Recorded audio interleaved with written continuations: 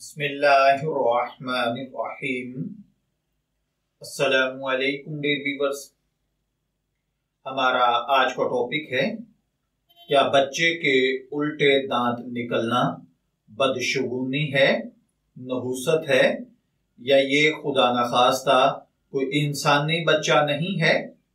बाज़ औकात देखा गया है कि बच्चों के दांत उल्टे निकलते हैं या टेढ़े मेढ़े होते हैं, तो लोग कहते हैं कि ये बच्चा अपने ननिहाल पर, अपने मामुओं पर भारी पड़ेगा, या इसी तरह ऐसा बच्चा मनहूस होता है, जहां जाता है वहां नुकसान होता है, या खुदा न खास्ता क्या ऐसे बच्चे के साथ कोई शैतानी ताकतें होती हैं, इसकी कोई शरई हकीकत और अहमियत है या नहीं।